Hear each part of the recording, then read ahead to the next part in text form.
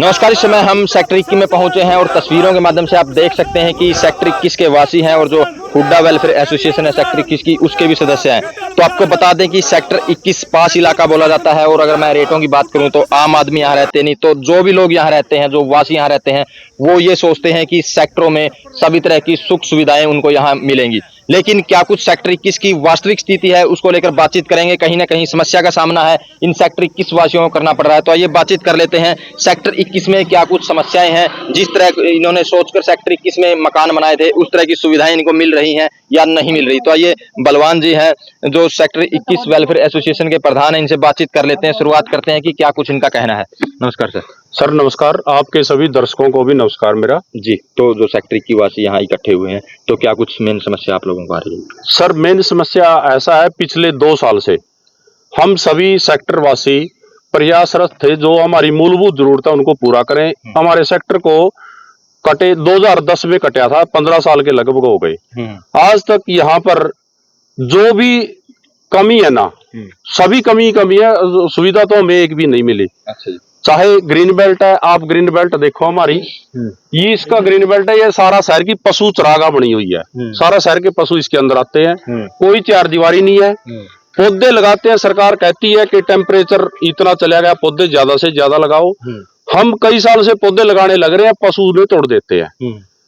प्रशासन का कोई ध्यान नहीं है। इन सभी मांगों को लेकर हम कई बार हमने सेक्टर की मीटिंग की है और उसको लेकर हमने रेजोल्यूशन डाल के स्टेट ऑफिसर, एसडीएम कैथल, ठीक है, डीसी कैथल, विधायक लोकल लीलाराम जी, यहाँ की नगर परिषद चेयरपर्सन श्रीमती सुरभि गर्ग जी के पास, चीफ एडमिनिस्ट्रेटर हुड्डा के पास पंचकुला, और जब हमें कुछ भी नहीं मिला, हमें राजनीतिक शरण ली। हमने यहाँ पर पिछले साल हरियाणा के उप मुख्यमंत्री का प्रोग्राम किया ताकि हमारे सेक्टर की सभी समस्याएं पूरी हो।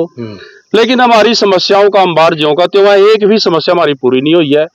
सड़कें 15 साल पहले जो बनी थी वो बिल्कुल कच्चा गमा होता है, जो उससे भी बुरी हालत हो गई है। बारिश का सीजन में हमारे बच्चे घर से बाहर नहीं निकल सकते और घर के अंदर नहीं जा सकते। हम ऐसी हालात है। बरसात का पानी की निकासी का हमारा कोई प्रबंध नहीं है। सारा शहर के पशु हमारे सेक्टर के अंदर आते हैं, सभी की गाड़ी तोड़ देते हैं और कोई मार्केट हमारी यहाँ नहीं काटी गई है। और कम्युनिटी सेंटर की हमने बार बार डिमांड रखी है। हमारे 500 से ऊपर मकान है, सारा सेक्टर डेवलप हो चुका है। कोई कॉमन जगह हमारे लिए वो नहीं है कि हम हमारा कॉमन प्रोग्राम हो, कोई घरेलू फंक्शन हो वो करें।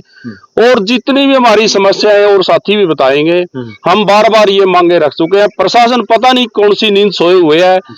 एक भी आदमी से हमें ये आश्वासन नहीं मिल रहा कि हम बहुत जल्दी पूरा कराएंगे। जो हम मांग पत्र देते हैं वो लेकर रख लेते हैं, वो पता नहीं उसके बाद कहाँ चला जाता है। जी। तो जैसे आपने सोचा था कि इस तरह की सुख सुविधाएं मिलेगी, तो उन सुविधाओं का कहीं ना कहीं सेक्टर वासी टैक्स भी दे रहे होंगे। सेक्टर वासी हमारा चूल्हा टैक्स भी हम भरने लग रहे हैं। अच्छा जी। और कमेटी के अंदर, जबकि हमारा ये वार्ड 5 पड़ता है। हम कमेटी के पास जाते हैं, शहर के नगर परिषद चेयरपर्सन के पास जाते हैं, उन ईओ से हम मिले, जो कैथल कमेटी का ईओ है उससे भी मिले। उसने कहा कि भाई आपका सेक्टर है जो हमारे अंडर नहीं है, हुड्डा के अंदर है। लेकिन जब हम चूल्हा टैक्स भी देने लग रहे हैं, यहाँ पर जो टैक्स है शहर के वो देते हैं, और वार्ड 5 के वासी है, हमारे साथ सोतेला व्यवहार प्रशासन कर रहा है। हमारे को इस बात से हमें इग्नोर किया जा रहा है। ठीक है जी। जिंदल साहब आप बताइए। जी नमस्कार जी। जो समस्या इन्होंने बताई है उनसे अलग क्या कुछ दिक्कतें हैं और क्या सोच के साथ आपने यहाँ मकान जी, जैसे बलवान जी ने बताया, समस्या तो यूं की यूं है, बनी हुई है हमारे यहाँ। जैसे हम यहाँ आए थे, अब जो मेन समस्याएं, जो मैं एक दो और समस्या का जिक्र करना चाहूंगा यहाँ पर। एक तो जितनी भी महिलाएं बच्चे, सरकार कहती है भी हिंदू धर्म है, मंदिर का सिस्टम है, इतने बड़े सेक्टर के अंदर एक भी मंदिर नहीं है जी। मंदिर की जगह यहाँ पर नहीं दी गई, और मंदिर के बिना अब डेली सुबह जो लोग पूजा करते हैं उनको बड़ी तकलीफ होती है। यहाँ पर चाहे बुजुर्ग हैं, बच्चे हैं या लेडीज हैं, महिलाएं हैं, तो एक तो मंदिर हमारा यहाँ होना चाहिए। दूसरा क्या है, कम्युनिटी सेंटर की, जैसे बलवान जी ने बात की, हम अपना प्रोग्राम कहाँ करें। पार्क जो है उनके अंदर पेड़ पौधे नहीं है, रख रखाव नहीं है, ग्रीन बेल्ट टूटी हुई है, तो इसकी वजह से हम कोई प्रोग्राम भी नहीं कर सकते। सड़कों का ये हाल है कि आए दिन लेडीज हैं, बच्चे हैं, स्कूटर मोटरसाइकिल गिरते रहते हैं, चोटें लगती रहती हैं। और बारिश के दिन आगे तो तालाब बनेंगे और वहां से सांप घूमते हुए हमें दिखाई देते हैं। प्रशासन का कोई ध्यान नहीं है। आए दिन यहाँ पर सीवरेज जो है चौक होते रहते हैं, इस तरफ भी कोई भी ध्यान नहीं है। तो ये सारी समस्याएं हैं। इसके लिए हमें लगता है कि प्रशासन को ध्यान देना चाहिए कि जहां सरकार ये कह रही है कि हरित क्रांति के हम जोर दे रहे हैं, टेम्परेचर कम करो, पौधे जितनी भी सड़कें हैं, सड़कें के आप दोनों तरफ आप देखेंगे कोई पेड़ पौधा नहीं है। अगर कभी कभार कोई लगा दिया जाता है तो ये पशु इतने आते हैं, वो आकर पेड़ पौधे तोड़ते हैं। सबसे पहले गाड़ियां बाहर खड़ी होती हैं उनको तोड़ते हैं, और फिर जो मीटर लगाए गए हैं बाहर खंभों पे उनको तोड़ के चले जाते हैं। और उसमें कसूर भी हमारा ही निकलता है कि मीटर आपने क्यों नहीं ठीक करवाया। जी, आप लोग आज इकट्ठे हुए हो, तो क्या कुछ निर्णय आप लोग लेने वाले हैं?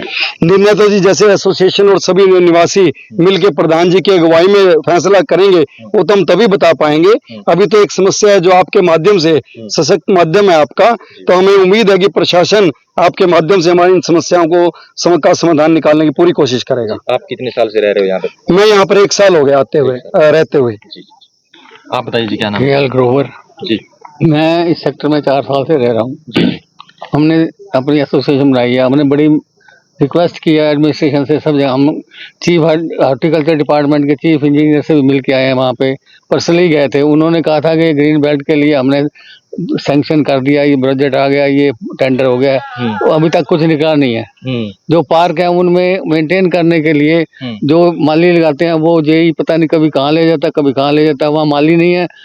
हमारे सेक्टर में जो 14 मरले वाला ग्रुप है, उसमें जो पार्क है उसको हम लोग मेंटेन करने अपने खर्चा लगा के कभी बैठे रहते हैं, पानी इधर कर वो कर वो कर। अच्छा, वहाँ पौधे सूख जाते हैं। तो ग्रीनरी अगर हम चाहें तो हम 50-100 पौधे लगवा सकते हैं हर कोने में, परंतु कोई फैसिलिटी नहीं है, कोई उसको मेंटेन करने वाला नहीं है। एक आम नागरिक के लिए उनको मेंटेन करना मुश्किल है, जबकि हम लगवा सकते हैं, खर्चा हम कर सकते हैं। हम जो लायंस क्लब इंटरनेशनल है उनको भी, उनकी हेल्प से भी ये पौधारोपण कर सकते हैं। मैं सिकंदर गुप्ता, अध्यक्ष व्यापार मंडल कैथल। मैं सीएम साहब नायब सैनी से ये पूछना चाहता हूँ, ये 2010 में ये सेक्टर हमारा कटे।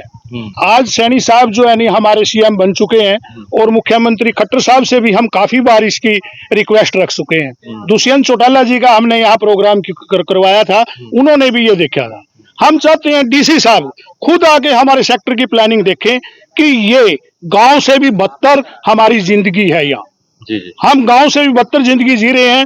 यहाँ पशु हमारे सारे बगीचों को पाड़ के उखेड़ के चला जाता है। हम कोई पौधा नहीं लगाया। 2010 में गवर्नमेंट ने यह वादा करके यह सेक्टर काटा था कि हम इस सेक्टर को नंबर 1 कैथल बनाएंगे। ये नंबर 1 कैथल है। 145 फुट का ये रोड है आज, जिसके ऊपर एक सिमटी हुई सड़क है। ये पार्क आप देखिए, ये सारा पार्क आप देख ही रहे हैं। आज 14 साल में भी इस पार्क की डेवलपमेंट नहीं हुई। क्या जिंदगी है इन लोगों की, ये रो रो के थक चुके हैं। मतलब सबसे महंगा सेक्टर भी होगा। सबसे महंगा पॉस्ट सेक्टर है। हम डीसी साहब से रिक्वेस्ट करते हैं कि वो मौके पे आके हमारे सेक्टर का दौरा करें। ठीक है। डीसी साहब, एसडीएम साहब जो है ना, वो हमारी कोई सुनाई नहीं है। हमारी एसोसिएशन जा जाके थक चुकी है। ये हमारे प्रधान जी, बलवान जी और सारी एसोसिएशन को कम से कम 100 चक्कर काट लिए, कोई भी सुनाई नहीं किसी प्रकार की। उड्डा के ऑफिस में जाते हैं, कोई रजिस्ट्री नहीं हो रही, कोई आईडी ठीक नहीं। हमारे सारे प्रशासन ने हमारा सारा रहना ऊपर कर रखा है इस सेक्टर में। जिस सोच के साथ आपने अभी सभी सुख सुविधाएं मिलेंगी सेक्टर में, उस सोच के साथ मकान बनाया था, वो कुछ भी नहीं। सुविधाएं क्या, हम ये कह रहे थे कि भाई ये सेक्टर, इसमें शहर के सबसे अमीर लोग रहते हैं, जो जीएसटी पे करते हैं, इनकम टैक्स पे ही है, उनकी सुविधाएं आप चेक करें। ये सुविधाएं हैं, एक से एक पढ़ा लिखा इसमें है। इसमें जजेस जैसे लोग, एसडीएम के रिश्तेदार, सारी पॉलिटिशियन यहाँ रहती है, फिर भी हमारी कोई सुनाई नहीं। आम आदमी की क्या सुनाई होगी।